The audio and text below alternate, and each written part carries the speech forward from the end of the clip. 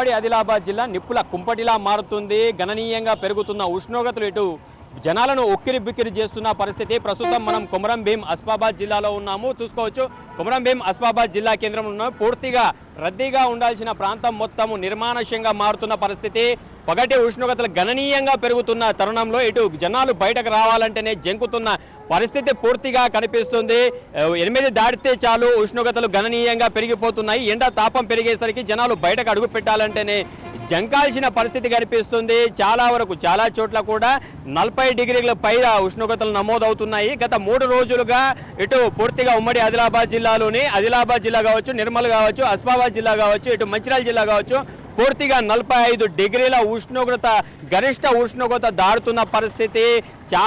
చాలా ప్రాంతాల్లో ప్రతి జిల్లాలోని అన్ని మండలాల్లో దాదాపు 40 డిగ్రీల ఉష్ణోగ్రత దాటుతున్న పరిస్థితి అయితే కనిపిస్తుంది. పూర్తిగా ఎక్కడికక్కడ ఉష్ణోగ్రతల తాపంతో ఎక్కడికక్కడ జనాలు ఉక్కిరి బిక్కిరి అవుతున్న పరిస్థితి. జనం బయటకు వెళ్ళాలంటేనే జంకాల్సిన పరిస్థితి కనిపిస్తుంది. చాలా చోట్ల పూర్తిగా ఉష్ణోగ్రతలు అత్యధికంగా నమోదవుతున్న ఉష్ణోగ్రతలు ఇటు ఏవైతే పూర్తిగా ఉష్ణోగ్రత గణనీయంగా పెరగడంతో భూతాపం పెరగడం, ఆ భూతాపం అనేది సాయంత్రం వేళ కూడా రాత్రైనా కూడా ఆ భూతాపం తగ్గకపోవడంతో ఉక్కపోత అనేది రాత్రులు కూడా కంటిన్యూ అవుతున్న పరిస్థితి. ఇక ఈ ఎండ తీవ్రతకు సంబంధించి మనతో మాట్లాడడానికి కొందరు ఉన్నారు. చెప్పండి, ఈ గతంతో పోలిస్తే ఇప్పుడు ఎండ తీవ్రత అనేది ఎలా ఉంది? గతంలో ఎలా ఉండేది, ఇప్పుడు ఎలా ఉంది?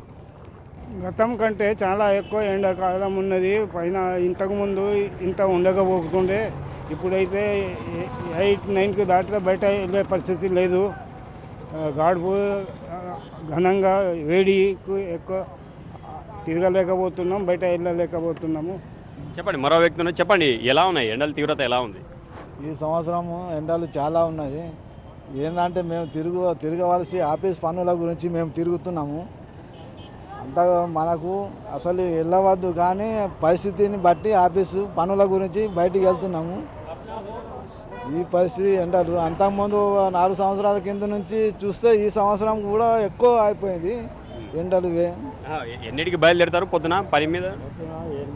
9 గంటలకు వెళ్తున్నాం పనికి. ఎప్పటి వరకు ఉంటుంది పని? 4 గంటల వరకు. ఎలా ఉంటుంది అంటే ఎండ తీవ్రత ఎలా ఉంటుంది, ఎలా ఎఫెక్ట్ అవుతుంది? ఈ సంవత్సరం బాగా ఉన్నది తీవ్రత. ఎండ నుండి కాపాడుకోవడానికి ఎలాంటి జాగ్రత్తలు తీసుకుంటున్నారు? ఎండ నుంచి కొన్ని మామూలుగా కూల్ డ్రింక్ తాగుతున్నాము, చల్లటి నీళ్ళు, మళ్ళా చల్ల అయితే ఎప్పుడు వాడుకుంటున్నాము. ఎంత చల్ల తాగితే కొద్దిగా బాడీ కూడా కూల్ అవుతున్నది. ఇవేదో నడుస్తున్నది ఈ ఎండ. చెప్పండి, ఎండతో పాటు వడగాలు కూడా వీస్తున్న పరిస్థితి ఎలా ఉంది? అంటే ఆరోగ్యాన్ని కాపాడుకోవడానికి ఎలాంటి జాగ్రత్తలు తీసుకుంటున్నారు? ఈ ఎండ ఎక్కువగా ఉన్నది. ఈ ఎండ తీవ్రతకు తట్టుకోలేక మేము నీళ్ళు ఎక్కువ తాగుతున్నాం, ఇంకా మరియు చల్ల ఇవన్నీ ఎక్కువ తాగుతున్నాం. ఈ ఎండ గురించి బాగా ఎండాకాలం బాగా అయింది. పోయిన సంవత్సరం కంటే ఈ సంవత్సరం ఎక్కువగా ఉన్నది.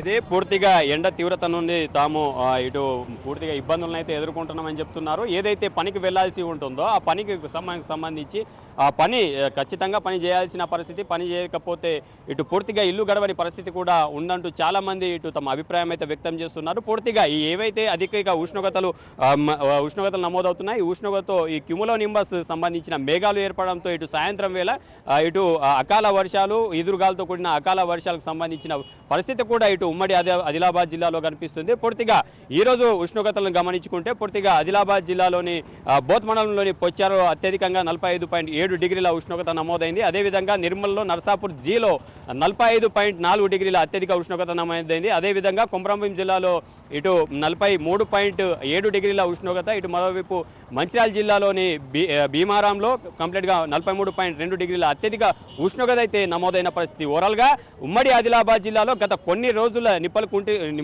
నిప్పుల కుంపటిలా మారుతుంది, అగ్నిగుండంలా మారుతున్న ఇటు పరిస్థితితో జనం బయటకు రావాలంటే జంకుతున్న పరిస్థితి కనిపిస్తుంది. మరోవైపు వైద్య ఆరోగ్య శాఖ కూడా ఈ అత్యధిక ఉష్ణోగ్రతలు నమోదవుతున్న పరిస్థితుల్లో అలర్ట్ అయింది. ఖచ్చితంగా ప్రతి అత్యవసరం అయితేనే బయటకు వెళ్ళాలని, ఖచ్చితంగా బయటకు వెళ్ళేవారు హైడ్రేట్గా ఉండాలని, డీహైడ్రేషన్ కాకుండా జాగ్రత్త పడాలని అయితే ఇటు సూచిస్తున్న పరిస్థితి. కెమెరా పర్సన్ భూమేష్తో సాయి కిరణ్, బిగ్ టీవీ, కొమరం భీం జిల్లా నుండి.